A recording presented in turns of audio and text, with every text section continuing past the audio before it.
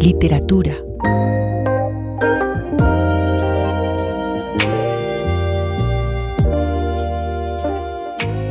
Hoy nos acompaña en la HJCK Alejandro Moreno, ganador del Premio Nacional del Libro de Cuento Julio Paredes en el 2023 y autor de El Sentido del Orden, libro del que estaremos hablando en este espacio. Bienvenido, Alejandro. Hola Laura, un gusto saludarte y muchísimas gracias por esta invitación. Estamos acá para que nos cuentes un poco sobre El Sentido del Orden, este libro que se presentó en la Feria del Libro de Bogotá este año. Pero pues antes, teniendo en cuenta y dándole un poco de contexto a nuestros oyentes, este es tu primer libro. Quisiera empezar por abordar cómo fue esa experiencia de concebir este libro de cuentos. Claro, pues es un libro de cuentos que nació sin el propósito de ser un libro de cuentos. El cuento que le da el título a la colección, que se llama El Sentido del Orden, fue el primero que escribí y lo hice sin ninguna pretensión más que proponer un juego a través de una biblioteca.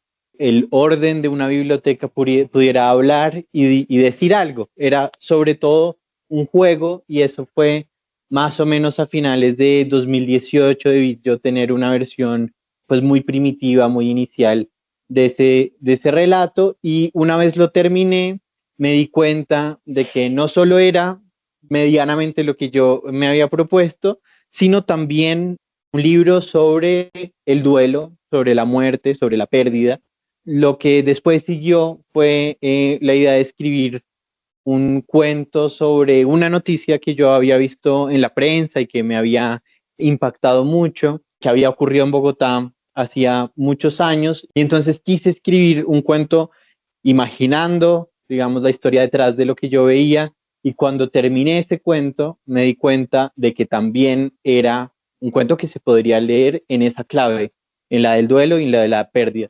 Lo mismo pasó con el tercero, de manera que cuando ya tenía 3 cuentos que estaban involuntariamente inclinados hacia ese tema, pues me di cuenta que probablemente lo que yo tenía era una obsesión y que lo que debía hacer, lo que correspondía, era pues empezar como dejar de resistirme a eso o ser más consciente de ello, y de ahí en adelante los cuentos fueron surgiendo pues digamos ya con esa vocación o con esto en mira, con hacerme preguntas alrededor de qué pasa cuando se muere alguien cerca a nosotros, de cuáles son nuestra reacción, cómo vivimos esa especie de realidad alterada. Y el proceso de escritura fue también en un momento en el que la muerte nos estaba acercando, porque también es un libro que en su mayoría fue escrito durante los meses de encierro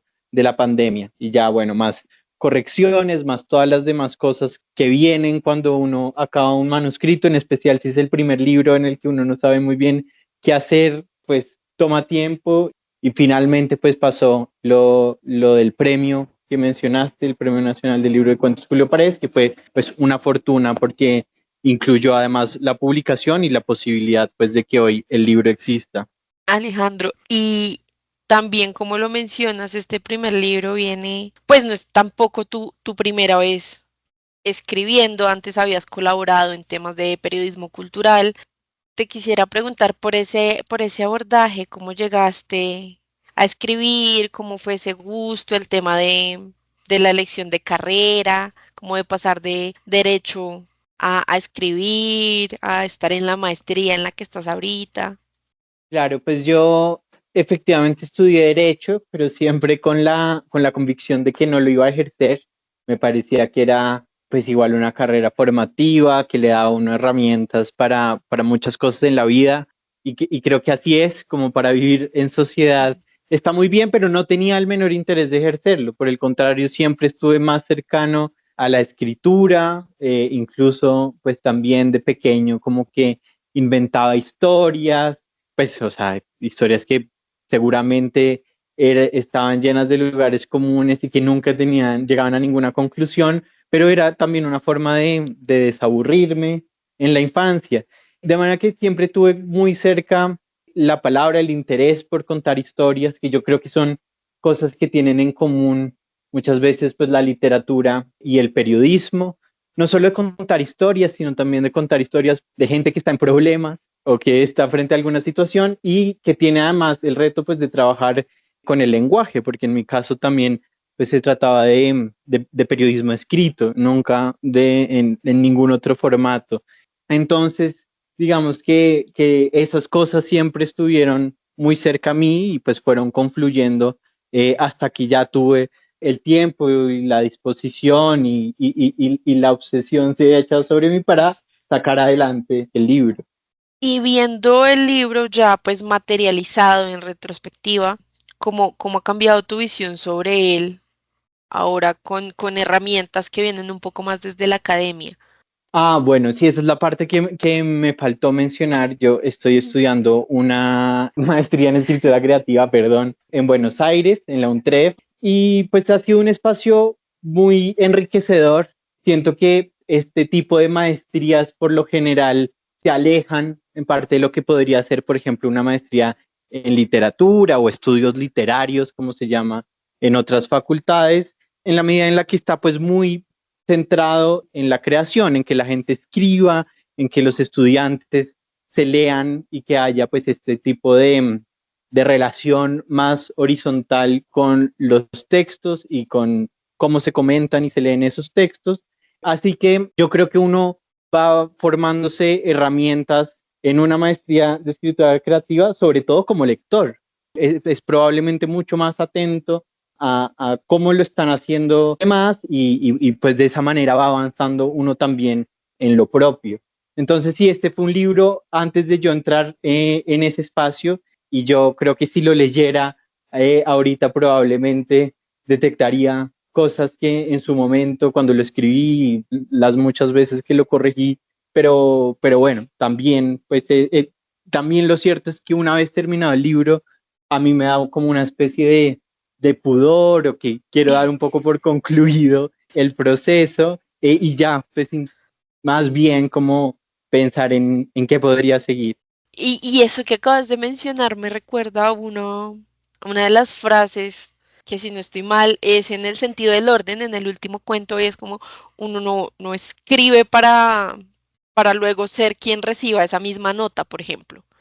Sí, de acuerdo. Efectivamente es en ese cuento en el que se habla de cómo los textos están hechos para otro, pues no para uno Ujú. mismo y que de esa manera se liberan. Y yo como lector y como escritor estoy convencido de el papel importantísimo, indispensable y muy activo del lector, que es casi siempre coautor de lo que lee, pues porque es a Ujú. partir de la interpretación que los textos se completan y cobran sentido y se enriquecen y van mucho más allá de lo que el autor se pudo haber propuesto.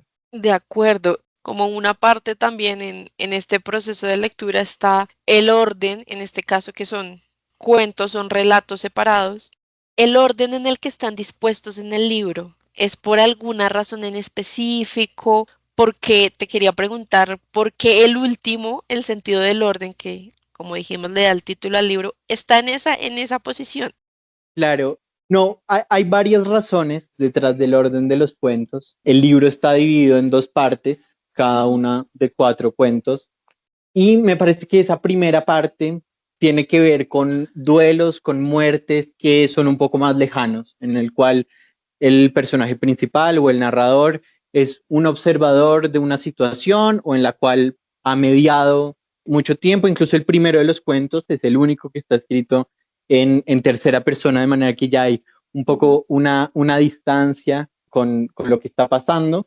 Y en la segunda parte todo se va volviendo más íntimo, más introspectivo, hasta llegar al último de los cuentos que probablemente sea pues como el más personal o el más íntimo de nuevo.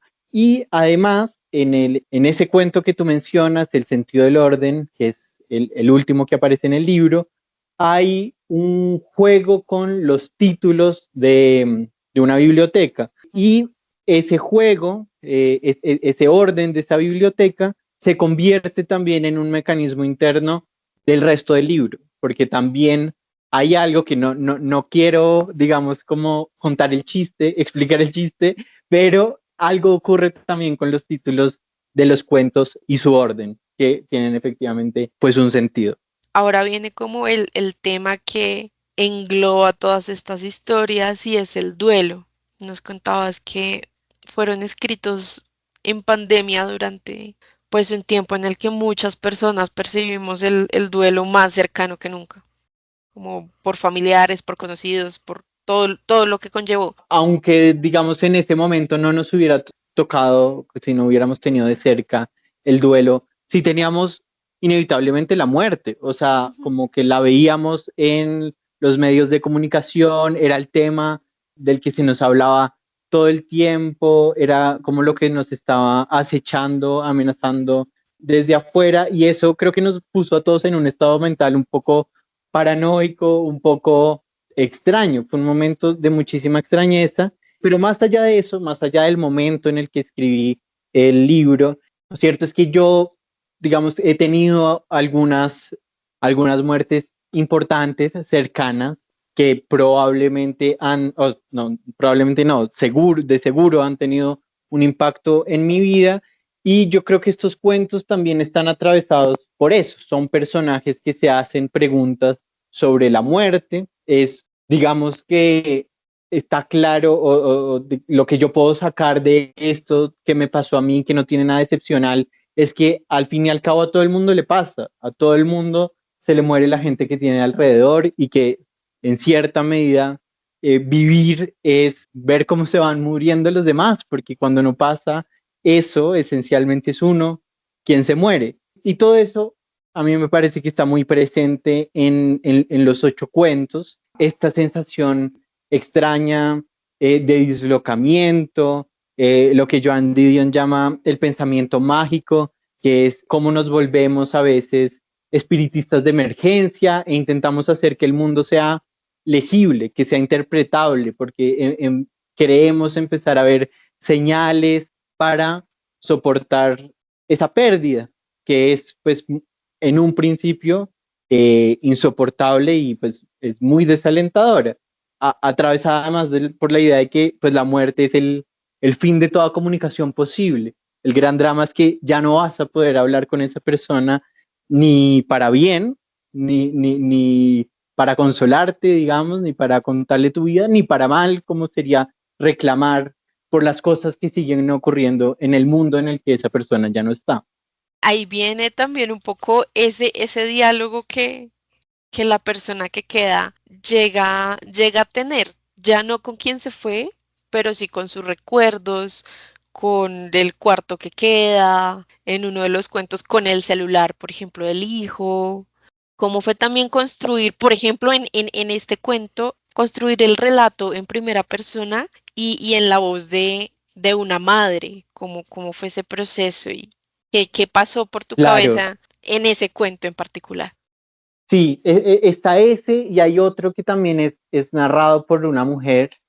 El de la madre probablemente era el más difícil porque implicaba pues ponerme en una situación ya muy distinta a la mía, es decir, ser una mujer de alguna edad, madre, en fin, como otra realidad, pero una de las cosas que más atractivo me parece de escribir es justamente cómo poder extrapolarse, como uno poder situarse en un lugar muy distinto al de uno y narrar una realidad que sea lo más verosímil o lo más creíble, pero que es absolutamente inventada. Es un ejercicio de completa imaginación y pasa por varias cosas, por construirse una voz, por construirse una especie de biografía y a partir de eso uno imaginar y esta imaginación de cierta manera puesta en literatura se convierte en conocimiento. Es un fenómeno muy extraño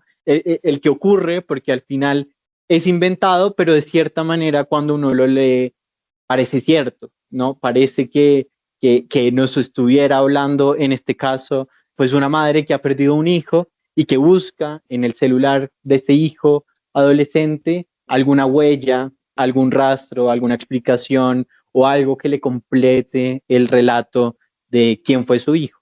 Claro, se sienten como testimonios. como alguien Sí, muy cercano contándote su historia, como abriéndote sus sentires. sí, además la mayoría de los cuentos, o sea, salvo uno, están en primera persona, así que es Ujú. un ejercicio que a lo largo del libro ocurrió y también puede ser que, pues siendo un tema tan personal, la muerte, el duelo, lo natural es que venga en esa voz testimonial que es la de la primera persona.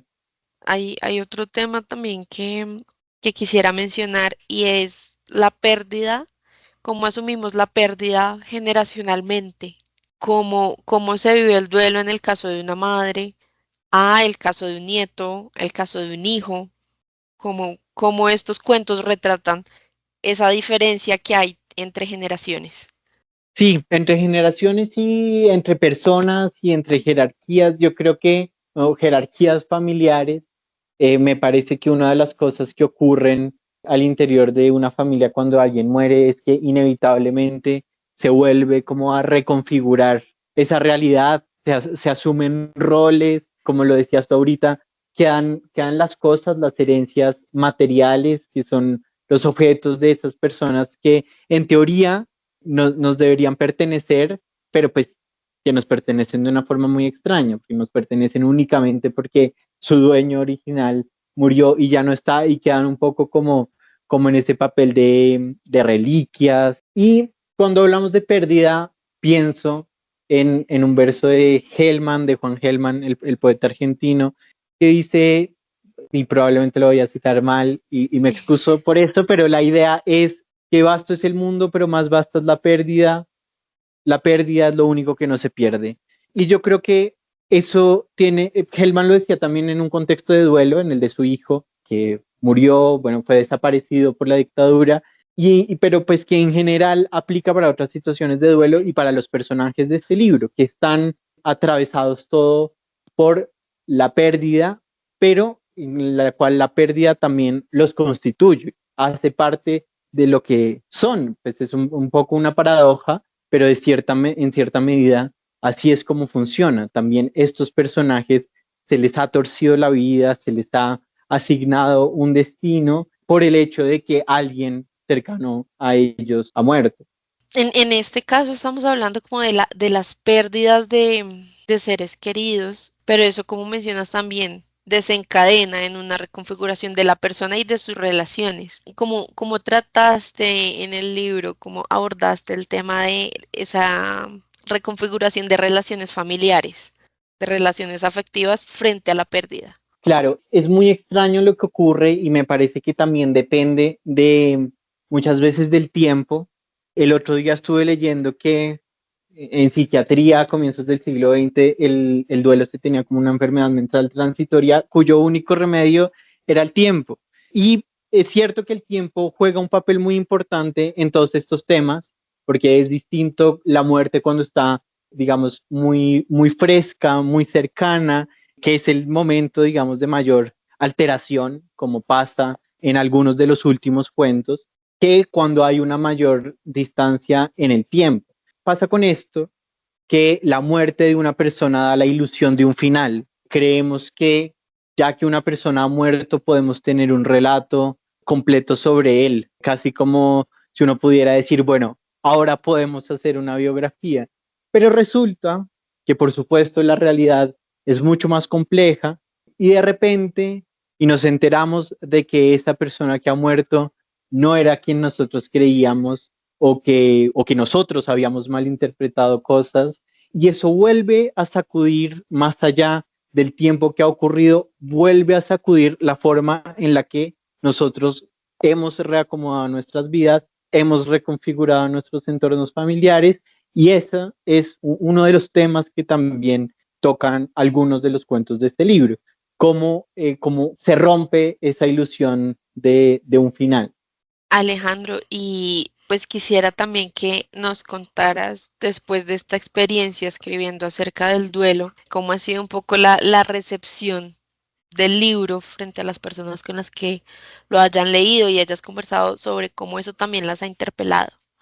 Bueno, algún otro escritor decía que este es uno de los pocos oficios en los cuales uno se alegra si la gente le dice que uno lo hizo llorar, porque es como, significa que efectivamente, aunque yo no crea que sea un libro lacrimógeno, digamos, efectivamente, pues el tema a veces puede ser un poco sórdido y exige o impone cierta seriedad que yo creo que por momentos en el libro se quiebra, pues pasa que algunas personas se pueden involucrar sentimentalmente más y eso pues al final me parece muy lindo que se puedan establecer esta clase de relaciones. Estoy pensando en un escolio de Gómez Dávila que dice que para el buen lector todo libro es contemporáneo y últimamente estaba pensando en que se podría un poco deformar ese escolio y decir también que para el buen lector todo libro es de autoayuda, en la medida en la que si un libro logra para nosotros descubrir ciertas áreas oscuras, si logra meter el dedo en la llaga, si logra enseñarnos más sobre nuestra propia condición o sobre la de las demás, ya eso es una forma de ayuda para vivir en el mundo. Y esa me parece como una de las grandes aspiraciones. No quiero decir que mi libro lo esté teniendo, pero es lo que a veces me gusta pensar a partir de lo que algunos lectores me han podido comentar.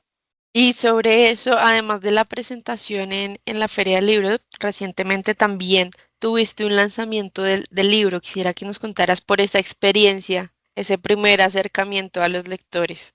Bueno, sí, fue maravilloso porque cuando se lanzó en la feria, pues yo estaba en Buenos Aires, no pude venir, Ujú. y el 31 de julio tuvimos una primera presentación en el Gimnasio Moderno, en la biblioteca del Gimnasio Moderno, que además tratándose de un libro en el cual las bibliotecas juegan un papel tan importante, pues era también muy significativo. Fue muy lindo, conversamos con Laura Ortiz Gómez, que es una escritora que yo admiro muchísimo y que además estuvo cerca en el proceso de escritura de este libro, y fue maravilloso. Y una semana después tuvimos otra conversación, otra presentación con Luz Mary Giraldo y con Camila Roca, que es la editora del libro de Taller de Ujú. Edición Roca, en Ficciones, esta nueva librería que hay en Bogotá, que fue un espacio pues tal vez más íntimo, así que ha sido muy bueno que en esta visita mía a Bogotá el libro haya podido tener estas dos clases de aproximaciones, una a un público más grande, que bueno, igual fue pues muy emotivo, y esta segunda un poco más en petit comité, en el cual pudimos hablar de otras cosas más personales del libro, y nada, bueno, pero de ahí para adelante pues esperar también que el libro pueda llegar a más lectores. De nuevo, el libro estaba editado por Taller de Edición Roca, una editorial independiente colombiana. Se consigue en las principales librerías a nivel nacional en el país, sino directamente con la editorial o en librerías independientes también a nivel nacional. Entonces, bueno, hay varias opciones para llegar a él. ¿Qué otros temas también te gustaría explorar desde la literatura y la escritura? Bueno, actualmente estoy pensando en dos proyectos, uno que tiene que ver con cierto periodo de la historia de Colombia, Ujú. no con la idea de hacer, digamos, una novela histórica de ninguna manera, pero sí como alguna aproximación a la violencia, al rol de la prensa, a estos temas que, digamos, hasta ahora estoy un poco mirando desde afuera. Y el otro que tengo es, pues cuando lo diga probablemente suene muy ambicioso, pero es a partir del poder de la observación como forma de denominar el mundo y de comprenderlo. Es como un poco de sabiduría a partir de la observación, Ajá. que me tendré que inventar una mejor explicación, pero por ahora es en lo que estaba pensando. Ahora que lo mencionas, hay algo también que es muy lindo en estos cuentos y son las descripciones, como los detalles de lugares, que también eso lo agradezco un montón, que se puede, como que le da un aire a la imaginación, una ayudita también en estos tiempos que estamos como tan acostumbrados a las pantallas. Eso fue sin duda muy lindo, como acercarse a cómo se podrían ver los personajes o los lugares, los No, cuartos, los donde están. me parece maravilloso. Sí, yo encuentro en la descripción como muchas posibilidades literarias era Flaubert que decía que basta mirar un objeto lo suficiente para que se convierta interesante o para que se haga interesante. Y bueno, creo que eso pasa mucho en literatura, como que, y también como lector lo agradezco. Entonces, pues nada, me gusta mucho que lo hayas podido leer así.